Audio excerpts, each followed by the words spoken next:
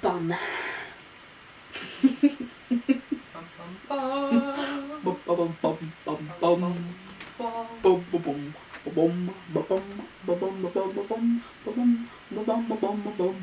You just started your own jazz song. Oh. She's singing about serial killers, guys. No phone, no pool, no pets. No, this is wrong not song. Mac the Knife. Wrong song. Okay, so this is my first time filming with a ring light. A little weird. I hope it's okay. I don't think it's giving me any weird under chin angles. Fingers crossed. What's up, beautiful people?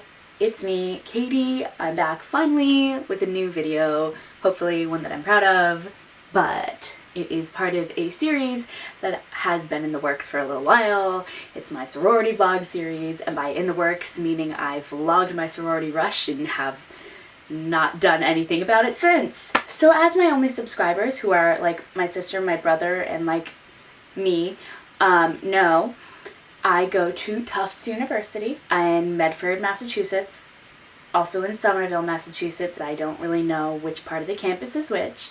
And I am a member of a sorority at Tufts University. I'm actually not only a member of the sorority, I am also on the, shoot, it's not the exec board.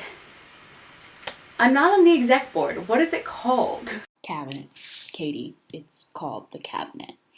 I am the archivist of my sorority, which means that I am in charge of making sure composites get done and preserving the history, which at this moment in time doesn't mean much else other than taking a t-shirt every time we have a t-shirt order and throwing it in a random bin, but it looks good on resumes. I am also on the Inter-Greek Council. I'm the Director of Education and Programming for Greek Life at Tufts, which means I'm in charge of the new member process. I am in charge of philanthropy and registering large social events when they are actually registered. So I wanted to do my sorority vlog videos.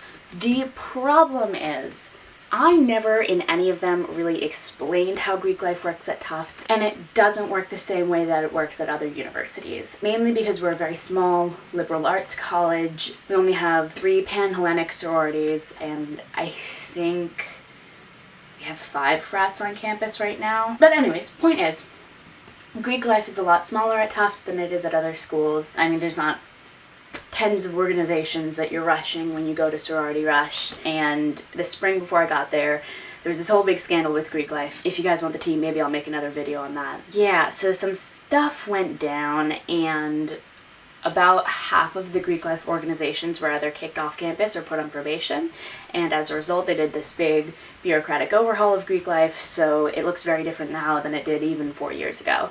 Basically, there's an increased spotlight on Greek life right now because of what happened in the past. What I was saying was, I was scrolling through my YouTube feed today and I saw that Cody Co did a review of Velocipaster. No. Yeah. I got really excited. Well, I've been wanting to watch that movie for so long. But anyways, okay. So I'm a little all over the place. We have 5 fraternities. One of them is a co-ed frat, that's ETO. Alpha Tau Omega. There's DTD, Delta Tau Delta. There's Zeta Psi. There is Theta Chi.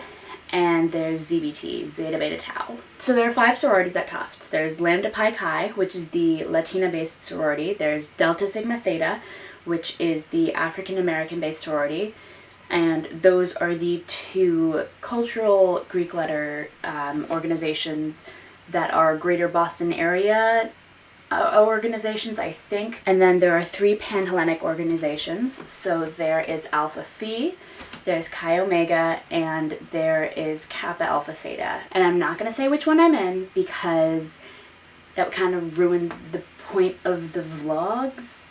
I was gonna wear my sorority shirt today, but instead of wearing my sorority shirt, I just wore a generic Tufts shirt because I didn't want to spoil the surprise. So the way that sorority rush works at Tufts, I can't really speak that much to fraternity rush because it's not my area of expertise, and I also don't oversee it, so I don't really know how it works. I think you rush each one individually, but for Pan-Hellenic rush, you rush all three of the sororities, meaning that assuming you're doing organized rush, there's also, you can get a bid from any sorority at any point in time. It's called COB, Continuous Open Bidding, but that wasn't my experience, so I'm just going to be able to speak to the official rush process. You sign up for rush, go to an information session, they tell you all about it, stuff to know going into it, like what to talk about, what not to talk about. They basically say, we'd love to hear about your academic interests, your hobbies, things you're interested in, what you like to watch on YouTube, or something you're doing on the side, like organizations you're involved in on campus besides Greek life. And what they don't want you to talk too much about is boys and alcohol and partying, which everyone knows that the alcohol and partying happens, but it's more of an unspoken thing, especially because they want the reason that you're joining a sorority to be that you want to join a sisterhood, an organization, a community of people that you really enjoy hanging out with and talking to, and not have it be about trying to get better access to the party scene, which is a completely okay reason for wanting to rush, but that's not the only thing a sorority is about. Like, it's gonna sound really cliche, it's gonna make me sound like a total sorority girl, but I've really found some of my best friends in my sorority, and I don't know where I would be right now without them. Yeah, so that's basically what they tell you. Also, I know at a lot of southern schools and schools where Greek life is a really big thing, they tell you to dress a certain way or wear a certain thing to rush. At Tufts, they don't really care. It's basically you just show up in what you're wearing, and no one judges you for it. Like, there were girls who were showing up from the gym and were wearing sweatpants. I dressed up a little bit more each day just because dressing up makes me feel less nervous when I'm talking to people. So it was my way of giving myself a little bit of an extra confidence booster. I also did a vlog on that, so that's to come. Tufts operates on a, I forget what they call it, holistic bid system, which means that you are not guaranteed a bid, but if you do everything you should, you go to every party, you're not a total witch to everyone else in the room, you will get a bid. I'm pretty sure no one got dropped from my particular year. So we have 3 rounds of recruitment at Tufts, if I'm remembering correctly. And then bid day. So round 1, you go to every single house. You don't actually go to the houses because they don't want you to be biased by what the house looks like. So it's just in different meeting places all over campus. One of them was in another frat's basement, which was interesting. And so first round, you visit all 3 sororities. You afterwards rank who you want, and you may or may not get dropped after that round. Being dropped means that it's not that a sorority didn't want you back or anything. It might just be that another sorority really, really wanted you more and ranked you really high, and the other sorority couldn't offer you that same level of assurance. So the algorithm drops you. It's not even the sororities deciding whether or not they want to drop you. There's a whole algorithm, and I don't understand it. So then going into round 2, you can have up to 3 parties. Parties are what they call when you talk to people.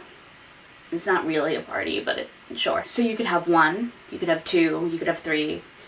Theoretically, you could have 0, but again, you're not going to get dropped. And then round 3 is pref round. So this is the first round that there is an absolute 100% guaranteed cut. So you could get invited back to up to 2 sororities. You can get invited back to 1, you could get invited back to 2, you could get theoretically invited back to 0, but again, doesn't really happen. The next day is bid day, which is where everyone gathers in an auditorium, you find your envelope taped to a seat, and they count you down, you read it, everyone gets super excited, members of all the sororities rush in, you find your group, and you get really excited, and you all run back to the houses, and it's a really fun time. And then after that, you start the new member period, which is where you're not a member of the sorority yet. You're pledging technically, but they don't call you pledges, they call you new members. And that lasts for about a month and a half, at least it did for us. So then you are finally initiated, and it's really exciting, but we are sworn to secrecy, not allowed to talk about it. I know it sounds like a cult, we are not. I promise. Lies. No.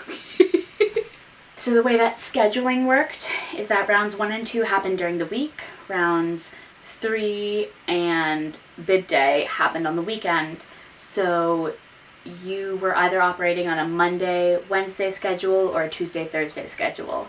As in, you would have round 1 on Monday and round 2 on Wednesday, or you would have round 1 on Tuesday, round 2 on Thursday. And then everyone had round 3 preference round on Saturday, and bid day was on Sunday. Yeah, so I was on the Monday-Wednesday schedule because I had a class on Thursday nights that ran from 6:30 to 9, but I also had a class that ran from 4 to 6:15, so it was not gonna happen. Yeah, so that's the rundown on how Rush went, at least for me, and a brief introduction to what Greek life is like at Tufts. Again, if you guys want a little bit more of the tea, I guess I could go through and talk about that more after my sorority vlogs are over, and this is the first video of that series, but also it's the first video after the overhaul of my channel where I made all of the 3-4 videos that I had on here previously private. So, if you want to see more of the sorority series, please subscribe to my channel. I would really appreciate it. And if you like the video, please like the video. And comment down below if you want me to answer any questions, which, again, no one's going to have any questions because no one's watching this. But, with that being said, thank you for watching, and I will see you guys next time. Peace. That's not cool. That's not cool. I can't do that. I can't pull off. Peace. Toodles.